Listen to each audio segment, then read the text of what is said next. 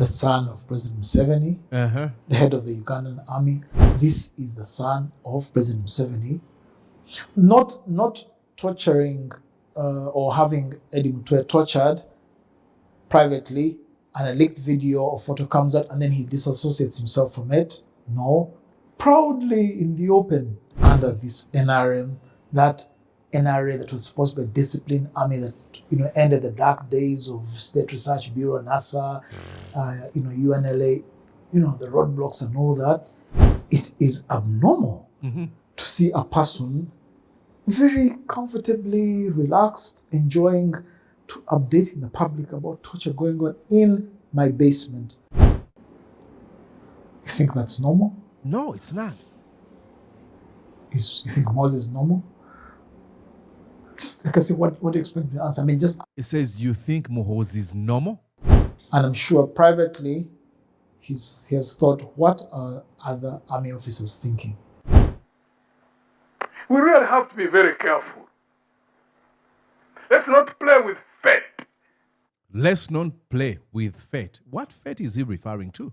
You're watching Mordecai Marissa Live Political Commentary. Please consider subscribing to help grow Uganda's Voices of Struggle ecosystem. Thank you. I cannot appreciate you enough for using your valuable time to always go on social media, break down things for people.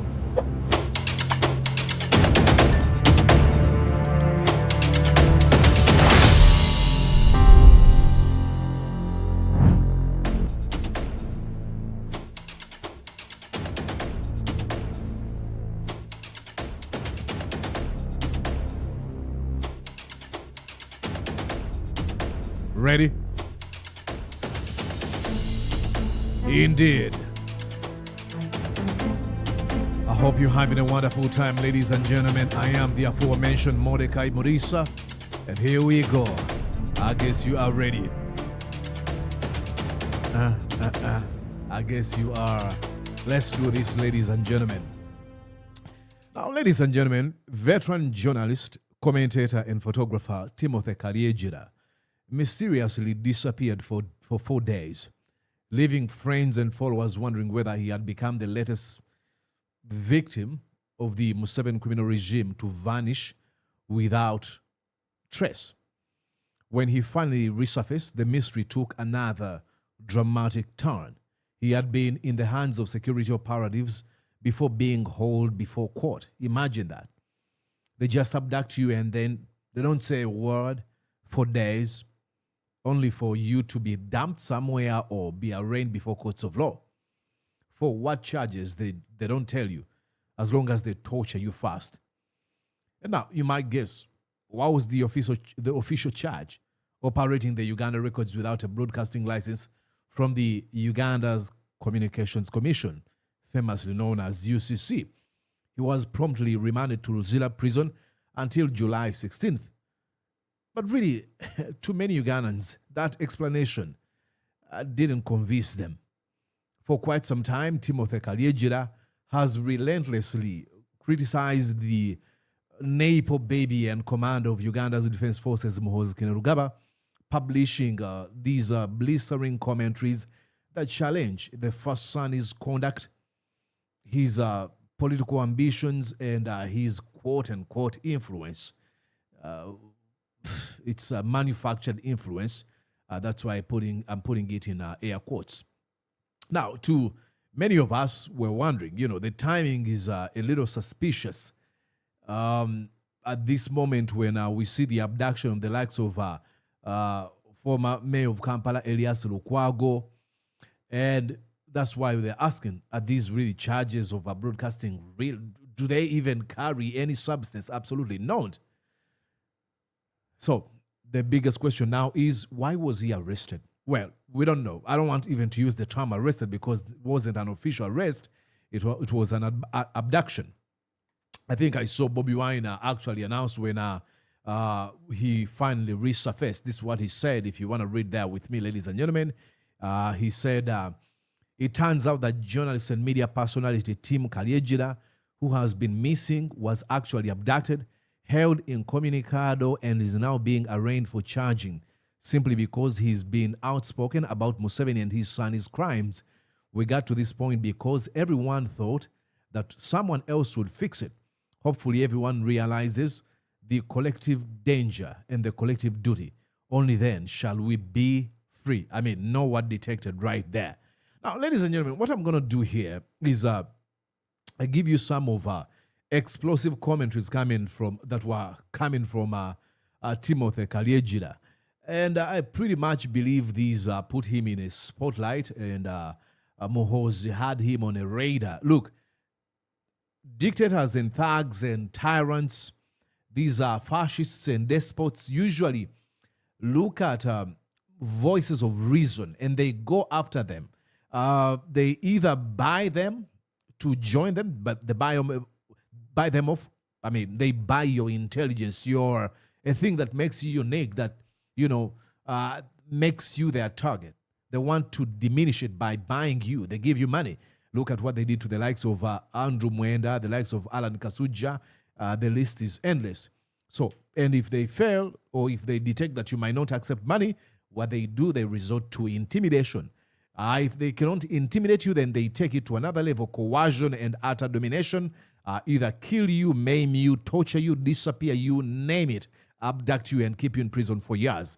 Now, Timothy Kalyegira is one of the voices of reason.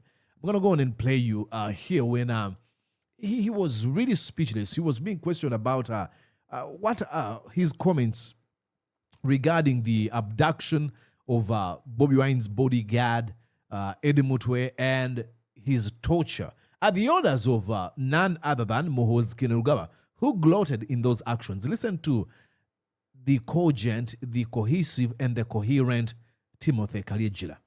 The torture of Robert Chagulanyi's bodyguard, Eddie Mutwe, Eddie Sebufu, the CDF posting his picture without a beard, him appearing to be battered and broken, he's brought in court. Give me your thoughts through that. That torture, and the CDF comes out to say, we're just getting started. We're teaching him Runyankore in a basement. I mean, and I'm sorry to pause here. That's sociopath on steroids. As I said, if you're a normal person, psychologically, you're a reasonable person. If you know Uganda's history, if you know what the NRM says, they went to the bush in 1981 to fight. If you know all this about Uganda, what would you expect me to answer you? The son of President Museveni, the head of the Ugandan army, under this NRM, that NRA that was supposed to be a disciplined army that ended the dark days of State Research Bureau, NASA, UNLA, the roadblocks and all that.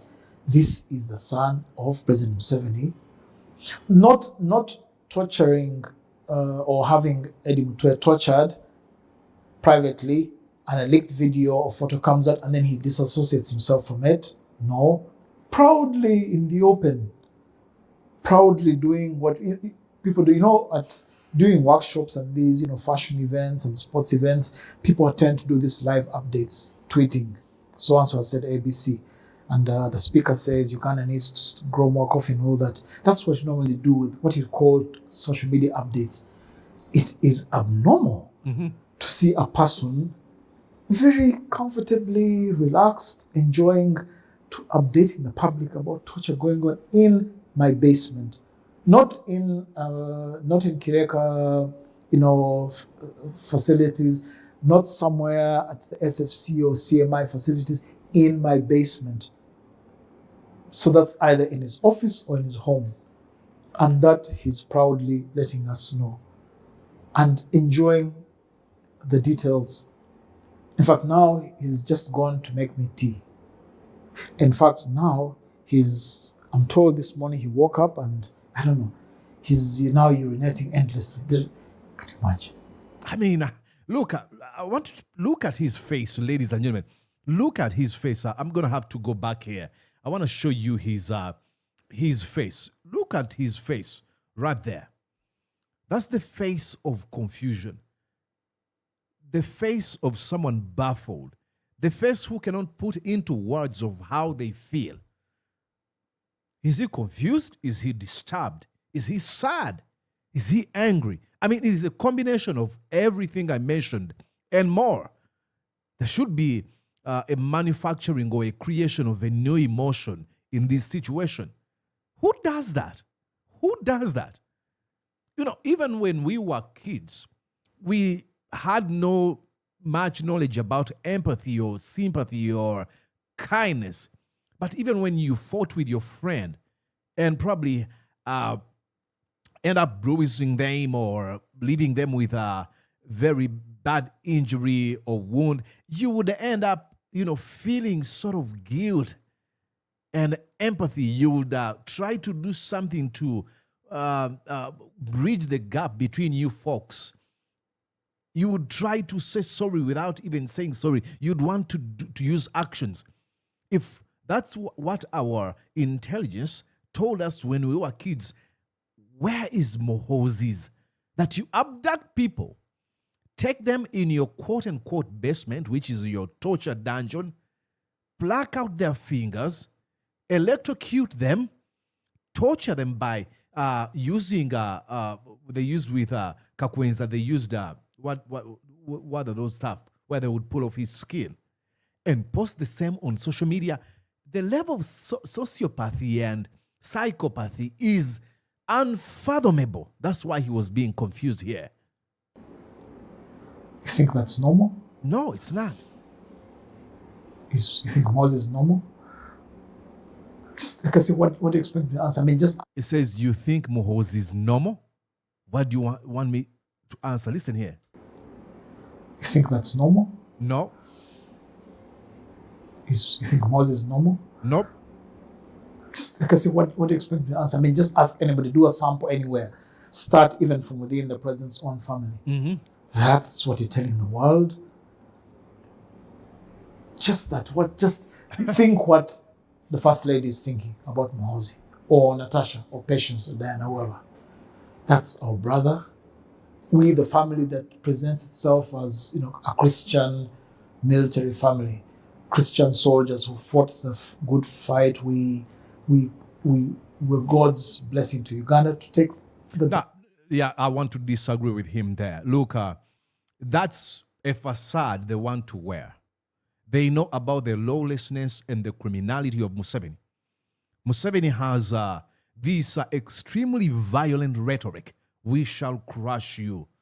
I'm the master of violence. I saw how Bobby Wine was treated. They beat him up really, really well. This is what he says on campaign trails. This is what he says on press conferences. This is what he says. He's a violent man. They use religion as a weapon. They do not care. So I hope we do not separate Natasha, Patience Rwabogo, Janet Katara Museveni. We don't divorce them from the actions that are being endorsed and sanctioned by Museveni. They know. Like I've seen folks in Uganda, some of them trying to be like, as Muhoozi is doing all this, where is his dad? Hello? His dad is behind the actions of his son. Because Muhoozi didn't learn this out of the blue. He took the intentions of Museveni to their logical conclusions. If Museveni is going to buy off people by giving them $5 million each or 5 million shillings, then Muhoozi Kainerugaba says, okay, what else can I use to have the influence? I can actually intimidate them. What are some of the ways I can intimidate people? I'm going to abduct them, torture them, and do whatever I want. Museveni refers to himself as a modern-day king. Muhoozi believes that he's a descendant of Jesus Christ. He's a Muchwezi and stuff that he says. So there's no difference between Museveni. Those are, Natasha, and they are the charlatans. I mean, Natasha is married to Edwin Kalyegira. Edwin Kalyegira is member of the Patriotic Legion of Uganda, headed by Muhoozi Kainerugaba. So you want to tell me that, Natasha doesn't know a group where her husband is member? Come on, let's not kid ourselves. Dark days behind us. That's what they present, a prayerful Christian military family. Prayerful, and that's what your son... My bad. Prayerful, they are not. Tweeting proudly, openly, not, as I said, There's no attempt to say you're misquoting me. Why do you say torture? That wasn't torture. We just have him under detention. Well, no, he's happy to let you know. And those who say, sometimes when he tweets, those are just his bad jokes. He then goes online and says, you people who say I'm not serious about what I tweet, who make it seem like I mean what I say. Please don't misquote me. Those tweets are me. Please don't misunderstand what I'm saying. I tweet what I'm thinking. What else can anybody say? Mm-hmm. That's where Uganda's going to. What do you think goes through the president's mind when he sees these things? Uh-huh.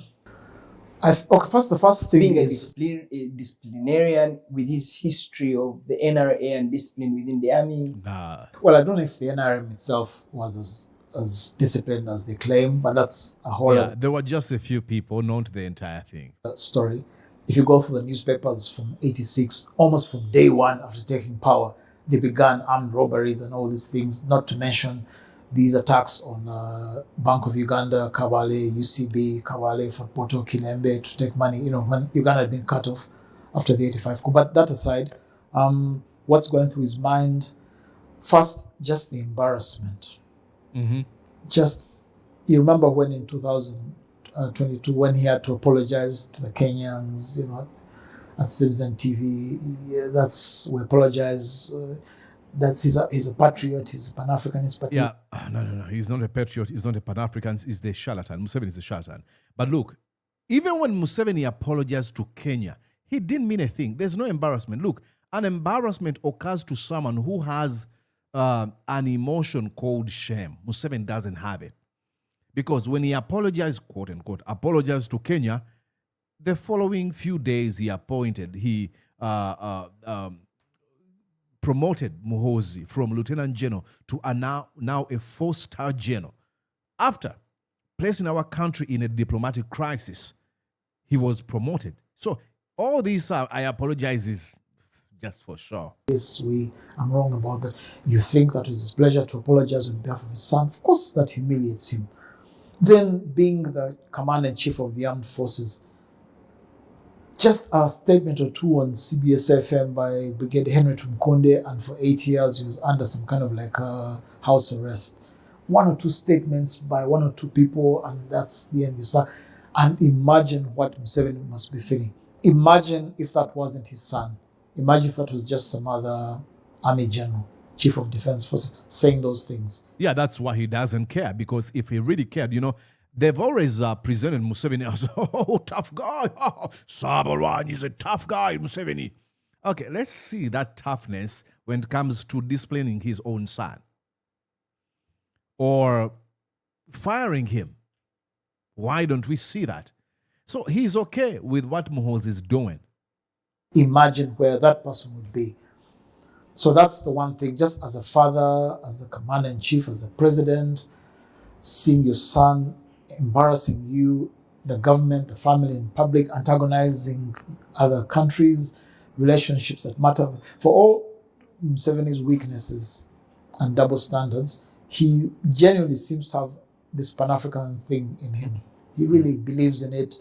He says it so long and so deeply, you can't doubt that that's what he believes. So No. And I'm sorry, many of you folks are going to call me hater for Museveni. I don't hate Museveni. He believes in these very great ideas only if they happen in his lifetime, only if he's seen as the one behind them. Like I told you about the East African integration, only when he's the one leading this integration. Because to him, he's indispensable, he's the smartest man to ever walk this earth. That's all he believes. He doesn't believe in Pan-Africanism. Come on. He doesn't. Look, what did he do when, they descended on Gaddafi? Neighbors whom he really has betrayed him. Endeavored to keep close to him in that spirit of his East African Federation, Ethiopian government. That has always been him, this regional thing. And your son is... Because of money that comes from the West. Yeah, he's not doing it for all the right reasons. Antagonizing these people. That's one. The picture of this son of mine bringing embarrassment. But at the secondary level now is the security side of Museveni. He looks at Muhoozi's tweets, and I'm sure privately he has thought, what are other army officers thinking? Mm. What is the army thinking about that? And being an intelligence officer, being a politician, Museveni knows for sure, deep in the hearts of that army that's quiet, they're not happy with what's going on. They're not happy with what's going on. Now, ladies and gentlemen, that's a little coded because you'll be wondering why they're not doing anything. Let me take you to a few statements that were made by Mugisha Muntu just a few days ago. I want you to listen to what he says about what Muhoozi is doing and tell me if this is not coded, because who is Mugisha Muntu addressing here? Listen very, very attentively. In two different parties. So now there's a dilemma in the country. Like these issues which are happening, the institution to which they could be taken to discuss them and see how we can resolve them amicably and maintain stability would be Parliament. But you have an outfit which is under a military officer, the CDF himself. PRU, I think, is a political formation. And then you find a speaker and a deputy as members of that political outfit. We really have to be very careful. Let's not play with fate. Let's not play with fate. What fate is he referring to? Let's not play with fate. Pretty much is speaking to what Kalyegira was alluding to. That, there are folks in the metro who are looking at what Muhoozi is doing and they're like, are we going to allow this Dunderhead to destroy this institution? That is the fate Mugisha Muntu is referring to.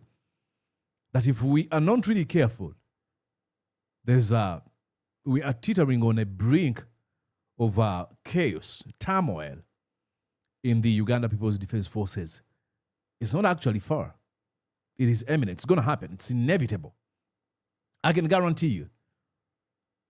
I refuse to believe that men and women who are smart, who are educated, who have this high-level military training, who went to the best schools, look at Muhoozi and what he's doing and be like, oh, we love what Muhoozi is doing. Absolutely not.